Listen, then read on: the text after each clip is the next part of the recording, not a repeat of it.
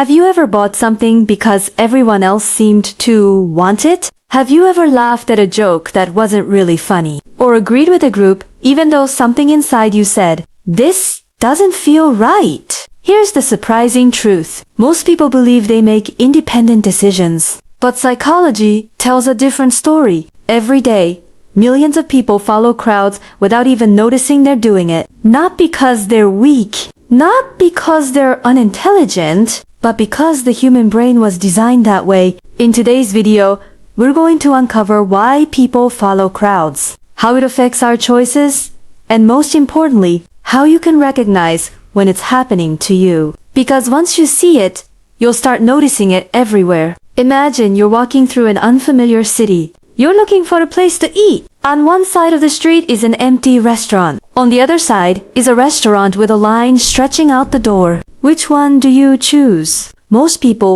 pick the crowded restaurant. Why? Because our brains use shortcuts. When we're uncertain, we look at what other people are doing. Psychologists call this social proof. It's the tendency to assume that if many people are doing something, it must be the correct thing to do. This behavior helped our ancestors survive thousands of years ago. If everyone in your tribe ran away from a noise in the bushes, you didn't stop to investigate. You ran too. Following the crowd often meant staying alive. The problem is that the same survival mechanism still operates today. Except now, it's influencing what we buy, who we trust, what we believe, and even how we vote. The crowd has become a shortcut for making decisions. And shortcuts can be useful, but they're not always accurate. In the 1950s, psychologist Solomon Asch conducted one of the most famous experiments in psychology. Participants entered a room with several other people. They were shown a simple task. A line on one card, 3 lines on another card. Their job was to identify which line matched the first one. The answer was obvious, almost impossible to get wrong. But there was a catch. Everyone else in the room was secretly working. One by one, they deliberately gave the wrong answer. Then the real participant had to respond. What happened? A shocking number of people ignored what they clearly saw with their own eyes and agreed with the group. Think about that. People chose an answer they knew was wrong simply because everyone else chose it. The fear of standing alone was stronger than the evidence in front of them. And if that can happen with something as simple as a line on a card, imagine what happens with politics, trends, investments, or social issues. Humans are social creatures. We don't just want acceptance. We need it. For most of human history, being rejected by your tribe could be dangerous. Isolation often meant vulnerability. Over time, our brains evolved to value belonging. That's why social rejection can feel physically painful. Studies have shown that social exclusion activates some of the same brain regions associated with physical pain. In other words, your brain treats rejection as a threat. This explains why people often stay silent when they disagree, why employees don't challenge bad ideas in meetings, why students sometimes follow peer pressure, why people join trends they don't truly understand. The desire to belong is powerful, sometimes more powerful than the desire to be right. Now, imagine this ancient psychological instinct meeting modern technology. That's social media. Every day, we're exposed to signals telling us what everyone else supposedly likes. Likes, views, comments, follower counts, trending topics, viral videos. These numbers create an impression of consensus. When millions of people appear to support something, we instinctively pay attention. But here's the catch. Popularity and truth are not the same thing. A post can go viral because it's emotional, because it's controversial, because it's entertaining, not because it's accurate. Yet, our brains often interpret popularity as credibility. That's why misinformation can spread so quickly. People see others sharing it. Others see even more people sharing it. And before long, a belief gains momentum simply because it appears popular. The crowd becomes its own evidence. Have you ever felt like everyone was talking about something except you? A new app, a new investment, a new fashion trend, a new technology. That feeling has a name.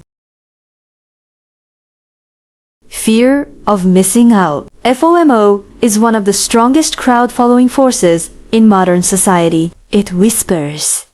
Everyone else is getting ahead. Everyone else knows something you don't. You're being left behind. And when people feel that fear, they often stop thinking critically. History is full of examples. Financial bubbles, market, investment crazes. People buying not because they understand what they're buying, but because everyone else is buying it. The logic becomes simple. If everyone is doing it, it must be a good idea. Unfortunately, that assumption has cost people fortunes. Now, here's something important. Following the crowd isn't always bad. In many situations, it's actually rational. If thousands of customers consistently recommend a product, that's useful information. If locals evacuate before a natural disaster, following them may save your life. If experts in a field largely agree on something supported by evidence, ignoring them simply to be different isn't wisdom. The goal isn't to reject the crowd. The goal is to understand why you're following it. Are you following because you've evaluated the evidence? Or because everyone else seems to be doing it? Those are very different reasons. Independent thinking doesn't mean automatically disagreeing with others. It means making conscious decisions.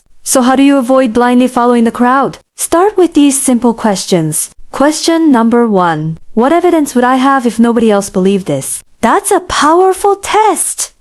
Remove popularity from the equation. What's left? Question number 2. Would I still make this choice if no one could see it? Many decisions change when social approval disappears. Question number 3. Am I informed or am I simply influenced? There's a difference. Being informed means understanding. Being influenced means copying. And perhaps the most important question, what if the crowd is wrong? History is filled with moments when the majority believed something that later proved false. Progress often begins with a small number of people willing to think differently, not recklessly, not arrogantly, but independently. The next time you see a trend exploding online, the next time everyone seems to agree on something, the next time you feel pressure to follow along, pause for a moment. Ask yourself whether you're making a decision or merely inheriting one. Because crowds are powerful, they can guide us toward wisdom, but they can also lead us into mistakes. The difference lies in awareness. The people who think most clearly aren't those who always oppose the crowd. They're the ones who understand when the crowd is right, when it's wrong, and when it's time to decide for themselves. And perhaps that's one of the most valuable skills in the modern world. Not learning how to stand against everyone, but learning how to think when everyone else has stopped. If you enjoyed this video, don't forget to like, subscribe, and share your thoughts below. Have you ever caught yourself following a crowd without realizing it? Let us know in the comments.